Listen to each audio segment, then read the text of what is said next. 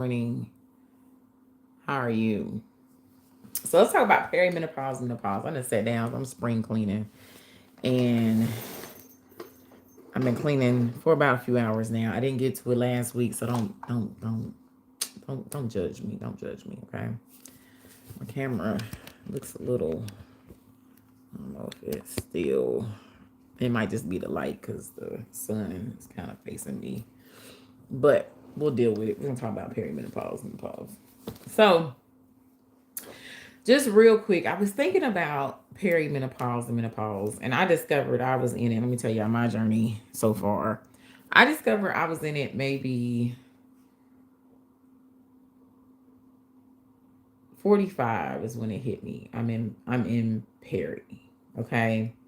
My doctor did not tell me. I'm a person that has good health.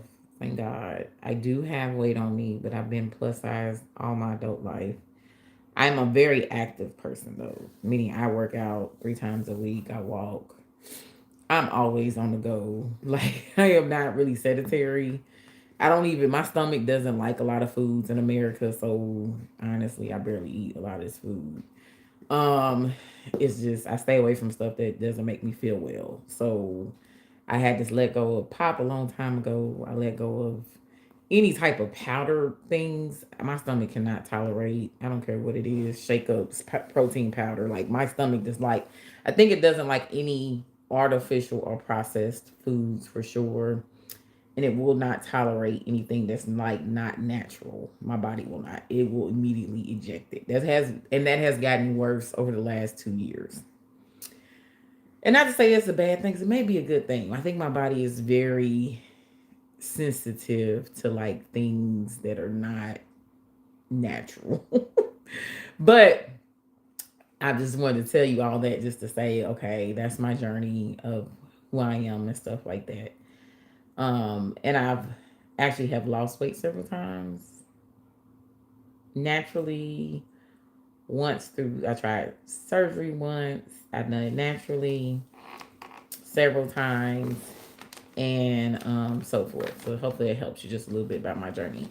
Now I realized I was in peri before my doctor ever said it.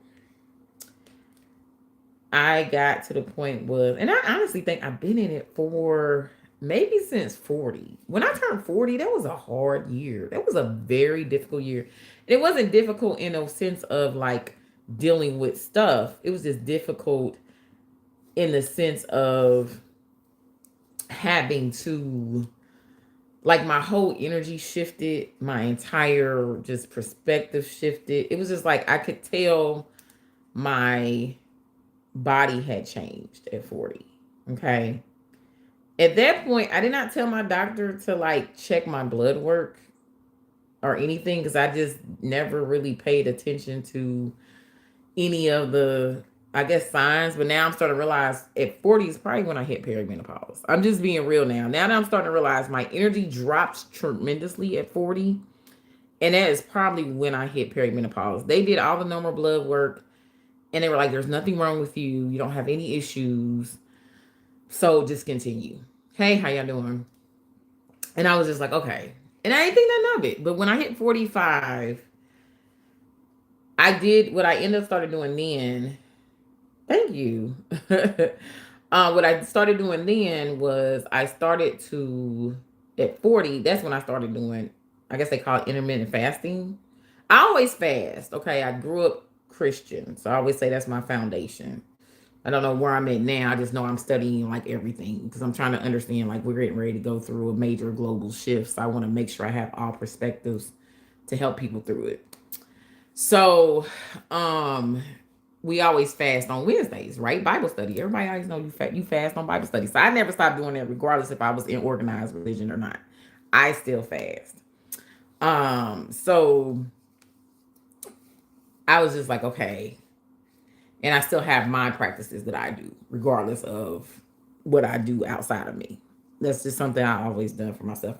No judgment to anybody else. Just do you. Okay. I believe every soul has its own journey and purpose this lifetime. So when I hit 40, I mean, I started like I'm having a realization that I really was in peri when I hit 40. Oh my God. Okay, so I fasted. I ended up starting doing IF. I started eating between 10 to only from 10 to like 7 most days. Okay. And that helped my energy shift. I had to let go of the breakfast. The breakfast, I've tried to bring breakfast back into my day and this and other. As soon as when I do that, I mean, my whole energy is off. I cannot do the breakfast. I have to start breakfast later in the day. That is one thing I have learned. And I try it again. I try to shift again, and it just does not work for me. And I think everybody has to figure out what works for you. This is why I want to have this conversation today because I don't think it's any wrong or right thing. I just think you have to figure it out. 45 hit, and I was looking at the fact that, okay, I'm going to have to. I was like, something else is going on because then I just started like I hadn't changed anything. I'm still working out. I'm still eating normally. I was like, but I'm gaining weight. Like, what is going on? So that means something shifted. So I was like, you need to check my hormones. Okay. I was like, I told my doctor, I said, something is going on because I'm not changing anything. And I changed my life. I used to weigh like 325. I'm always between like 220 to like 245 or whatever for the most part. So I've lost 100 pounds, kept it off. Okay. And I'm like, I'm gaining weight. I ain't changed nothing. I've been changed to a healthy lifestyle for me. What is going on? Something's wrong. And so he looked at my stuff and he started laughing. He was like, how'd you know you was in perimenopause? He said, oh, you are definitely in there, honey. Your hormones are shifting. I said, because I feel so different. I was like, I don't feel the same. Everything's different. I don't have hot flashes or anything, but I am so conscious of like my health and like how I'm feeling and how I'm handling my days. I'm very self aware. I was just like, I could tell I had changed. And I was just like, this is odd. And he was just like, oh my God. He said, I don't think I ever had anybody come to me and be like, something's wrong. What you need to look at everything right now. And he is thorough. Okay, I have a good doctor. He's very thorough. Like if I say, "Hey, this is going on me," he know I don't do medications. He know I'm not putting it in my system. He gonna always give me the natural remedy, and he be like, "If that don't work for you, then come back." And he said, "We may have to try this." Like he know I am not. I don't play them games at all. I used to want to be a doctor when I was younger. I think that's why. And I know that the body is very much a machine and it can heal itself and stuff like that. If you put the wrong thing in your body, honey, you may end up with the wrong stuff. I don't play them games. I be like, I don't know what them prescriptions and things is doing. I don't know what they ain't really tell you all the ingredients. I don't know what they do. I'm staying away from it. I like to live a life. I still got a lot to do. I still got a lot of things to do, y'all. We ain't trying to die early, okay? I need to be able to move. Get what I'm saying? I don't know. You put something in you right now, and 5 years later, you know what ends up happening. You thinking, oh, it's doing well, and all of a sudden something happened to you. And so I'm gonna tell you guys things I have found that are helping me, okay, to get through this time. And I've been traveling. And the other thing I wanted to say is that I've been traveling with a group of women. This is gonna be two. I'm gonna do two separate videos while I'm kind of in between my spring cleaning this morning. Um, I've been traveling with a group of women for 23 years. Yep, 23 years. And I'm the youngest in that group. Okay. Everybody is 5 to 6 years older than me. We travel out every 2 years, every 2 or 3 years. We hadn't traveled in like a little bit. We just traveled last November. Okay. But usually we go every 2 or 3 years for the most part. And so they're all now over 53. I think they're all over 54, maybe. Over 53 for sure. And so they've been where I've been through. And this conversation helped me level set so much. This is why I want to have this conversation with you guys today. Whoever watches this video when you watch it. They were like, because I called my mom when it first happened. I was like, Mom, I'm going through this. How was your time? She was like, I ain't had those problems. I don't know. And I really think we are having a different experience than those before us because the food, the environment, everything has literally changed, guys. Even the products we have. So I think our experience and the way we're going through it is completely different, mostly because of that. Just being real. Their food that they were eating, 10, 20 years ago is completely different than the food we have that we're taking in today. Even the products are completely different. And that is impacting everything. Because anything you put on your skin, anything that you digest, anything that you spray, it absorbs into your body. So that is going to make, when you go through bodily changes or anything, make you have a whole different experience. So even when my mom said it, I was just like, she probably didn't have any issues because everything was totally different. Um, so I was like, okay. So when I was with my group, my friend group, we call ourselves the Five Jewels. It's four of us now because one of them has passed away. Rest in peace. I know she's looking down on us. um, but they were like, you'll have about 10 years where you're just trying to figure it out, and your body's going to continue to adjust, and you're going to gain weight, you're going to lose weight, you're going to maybe experience hot flashes, maybe not experience hot flashes. You know, it's like 120 something symptoms for perimenopause and menopause. So everybody could experience different things: brain fog, lock shoulder, bursitis, even your hips hurting. That is what happened to me. I'm starting to realize now what it was. My hip started hurting. I've never had my hips hurting. I've always had, my family is voluptuous. We naturally voluptuous, no BBLs. We are voluptuous women. So my hip started hurting. And I'm like, why is my hip hurting? I was like, what is going on with my hip? That's what happened at 45. And I was like, this makes absolutely no sense. And that's what made me go to the doctor and be like, something is going on with me. And so um once he did my work, he told me that, I started researching heavy about what to do and how to get whatever I needed to get in my system to counteract my changes and so forth. But what they said to me is like, you got about 10 years of that. And then once you get settled in, you'll be able to figure out what it is, and you'll adjust, and your body will finally come to back to itself, to its new self, not its old self. And then you'll be able to get manage your weight, your emotions, and all that again. You just have to get through it. And they were giving me different things to try. It was like, some women can do HRT, some women can't. Some women can do this, that women can't. Some women need to eat more protein, some women don't need to eat more protein. Like, it's just really, you have to go through it and figure it out. And you got to kind of just research and listen to other women and see what they said to help them. And then it's probably when you're going to begin to figure out what helps you. Okay. So with my hip, I'll never forget this. I was like, man, my hip was like, I mean, it was bothering the heck out of me. I was like, what is going on? I hadn't did anything to it. I'm active. I'm not a person that allows my body to get sedentary or anything like that. Because if I do, what I notice with me, if I get sedentary, I like literally really can't move. Like, I like start having issues with my knee, etc. Like, I have to work out. It is like my body be like, absolutely not. You cannot play that game. Other people can play that game. You cannot. Okay. So I ended up researching. I just read comments most of the time nowadays, because comments is where, honey, you get the real information at. So I read the comments. I was going through the comments of somebody talking about perimenopause, menopause one day, and it was like, oh, my mom had, or I think it was her or her mom had major hip issues, and all they did was added collagen. These were vitamins I were not taking at the time. They added collagen, magnesium glycinate. It's like it was one other thing. I literally started taking that. That I think I went out that day and bought those three things. It was three things. I can't remember what the third one was. And in a week, my hip stopped hurting. It was literally a week.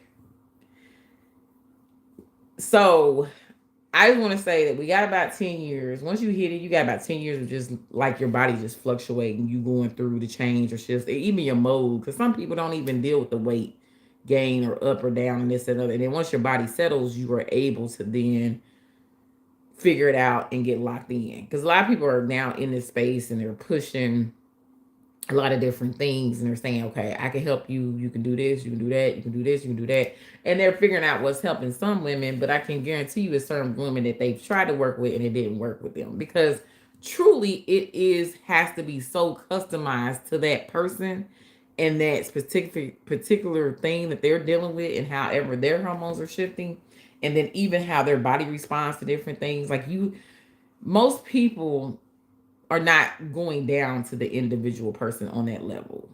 Some people do it, but most people don't. So they're always plugging and playing, right? I know a couple of trainers who do it and have figured out a formula to like start at a set thing and then they adjust it based off of how that person is reacting.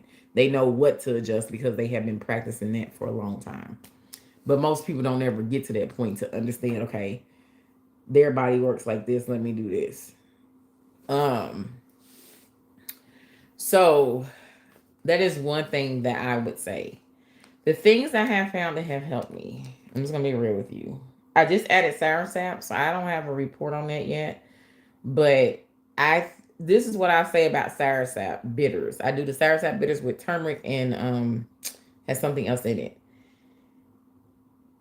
If you are a person, I don't have any of these. But it's one thing I noticed about the sour sap when I started taking it immediately. I don't have any of these issues. But if you have like if you know anybody got liver issues, diabetes, um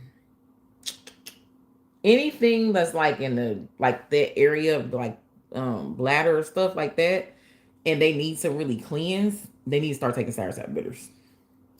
The one thing I realized when I started putting the sour sap bitters in my body is that I was going just like going to the bathroom more. And I was like, okay, so sour sap bitters I would say is just beneficial, especially for people with those elements. I don't have any of those things, but I can tell you that I can see why people always have a testimony about that with the sour sap bitters because it is truly cleansing things out of your system. It tastes nasty, but it's better to get the most purest form of anything than getting it in a pill or a gummy or anything like that. And it's you only gotta drink it a little bit. It don't bother me. I just take it. um. Okay. Magnesium. I started off with magnesium citrate first, and then I switched to magnesium glycinate. So that was a game changer. Magnesium citrate I thought was helping me, but it was the magnesium glycinate that, honey, is a game changer. You take that before you get ready to go to sleep. It is. I used to always have to like I always had irritable bowel syndrome (IBS), and when I started researching the whole problems with perimenopause and stuff like that, and when I came across what magnesium does, I said, "You mean the whole time I should have been taking magnesium?" Instead of doing all these teas and this what's the laxatives and all this and that, the whole time I should have just been taking some magnesium. The things you learn, the struggles we go through. And so magnesium glycinate is definitely a game changer. It's going to help you with your moods, it's going to help you with your sleep. It's going to help you. I used to take it in the morning, but then when I start now, I'm in going into another phase. I'm 48 now, 49, 48, or 48. So um now that I've learned to like take that 2 hours before you get ready to go to sleep, or an hour before you go to sleep, you gonna sleep through the night. Okay.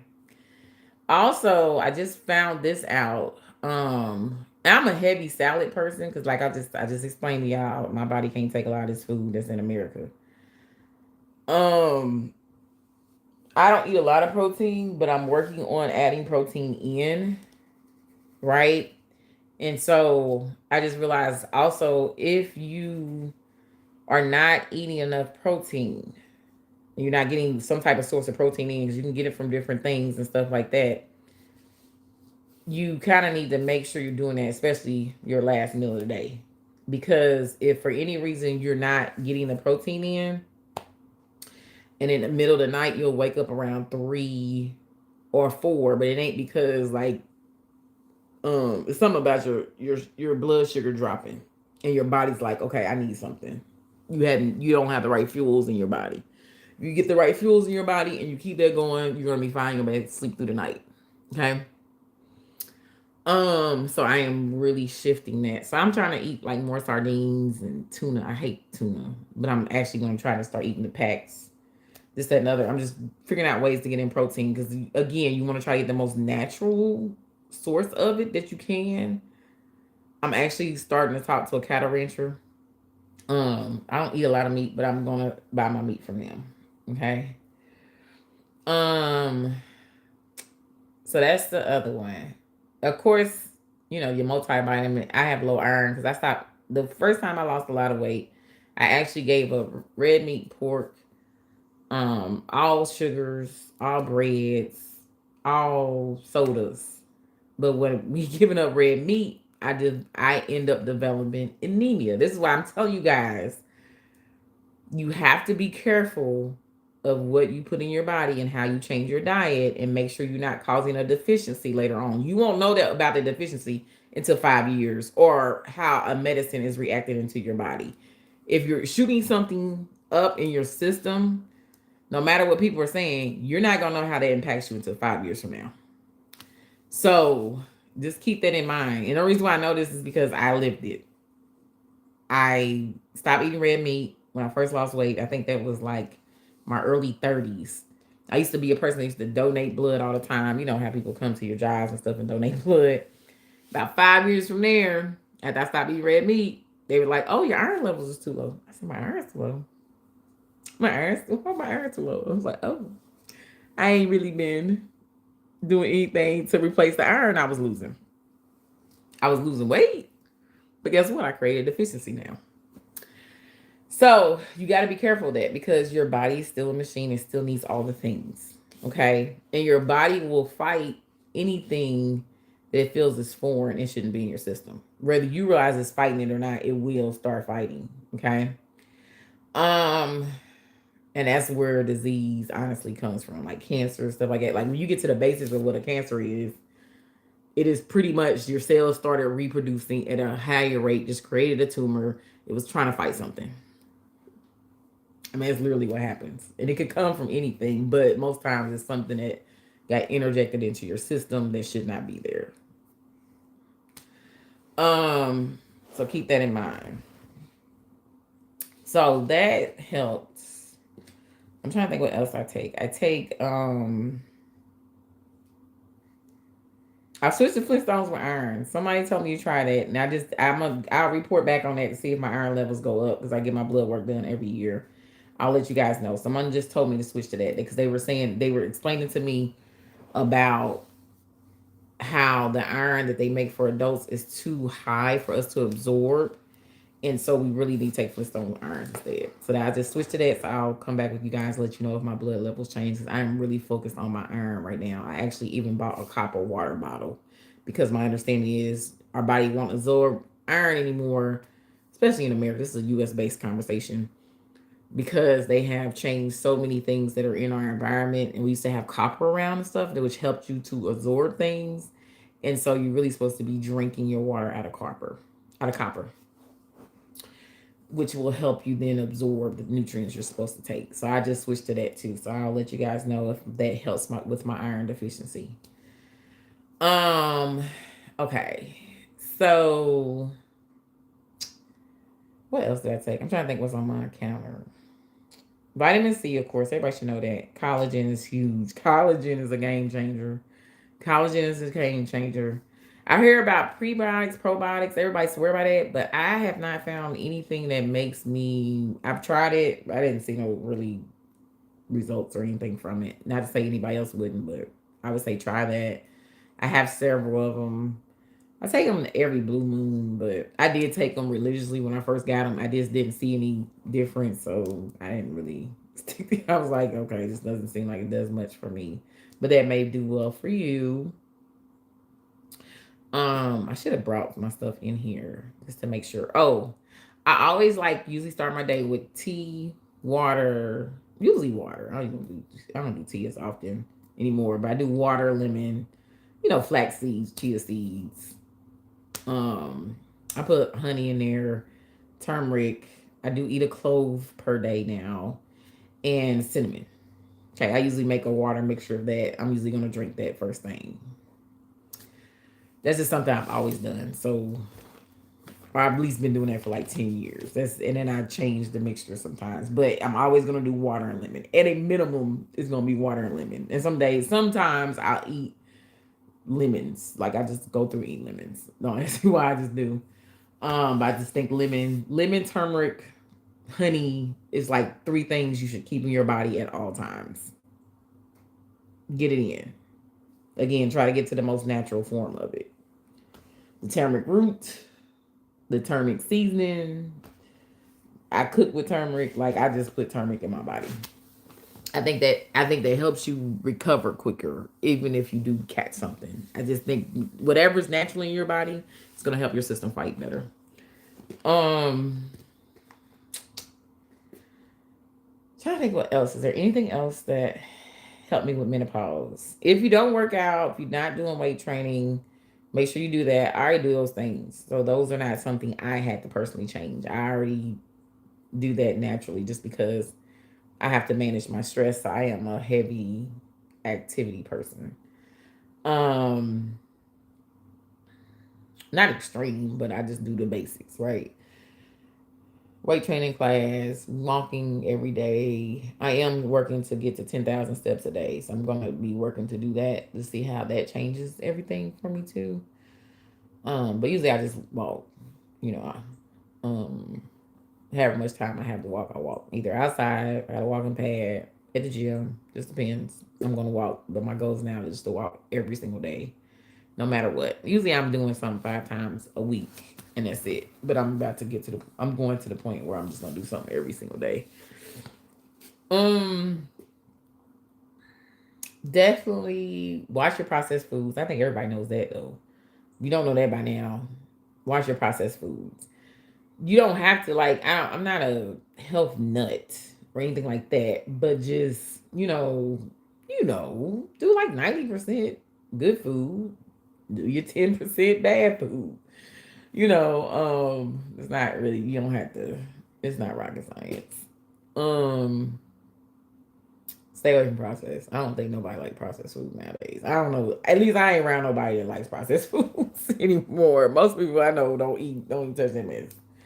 I don't even like lunch meat. I don't want to even eat that. You know, it it's gonna be rare time for me to do that. Okay. So I feel like I'm missing something. That's why I'm taking my time. I really do feel like I'm thinking.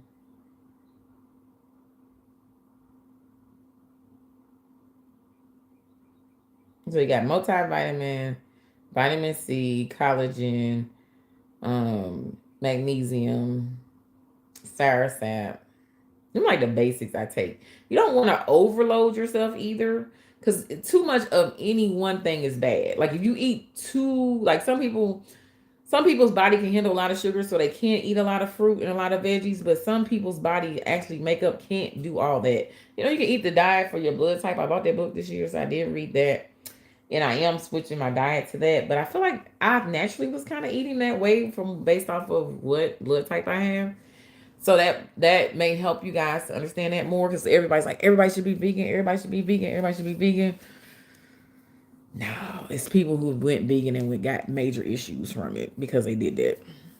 You really need to look at your blood work, um, and go from there. So just keep that in mind. I mean, major deficiencies. We talking about where they like their whole life has been significantly shifted because of that. So just be careful about that. I think everything in moderation, right? Just keep that in mind. Um, and then I think that's really it. So your perimenopause, menopause journey, drop any like actual tips you have below, any suggestions you have for the women's, so anybody come back and watch this like later on in life or when they get ready to hit the journey that can help them. Hopefully those tips help you, and just understand that you got to wait till your body kind of settles back out, and then you'll get through it. Like it's another side of it, ladies. It's another side of it. So we excited about that. We just working to get to the other side of this mess. That's what we doing. We got to be in this together, cause honey, it be rough out here some days. That brain fog, when it hit me, I be like, I might as well just go home, lay down. Cause why am I even outside talking to anybody? What is we doing? Why am I even here? That brain fog, that's probably the one that I noticed that I'm starting to deal with now. And I think it's because I'm getting closer to mental. Because I'm starting to shift now. And so I'm like, I'm about to start researching brain fog and how to help with that. And when it hits me hard, it be like, oh my God, like I am really having brain fog. So I'm like, I gotta get off this plant, off this U.S. soil. So I don't like, have anything else crazy. Um, because that brain fog is it's a little scary. I don't like it. That's the one out of everything. I don't have hot flashes or nothing. I have them every little blue moon, but not for the most part. I don't. But that brain fog, I do not like that bad boy. I'd be like, ooh, this is horrible. So I'll talk to you guys later. Be blessed.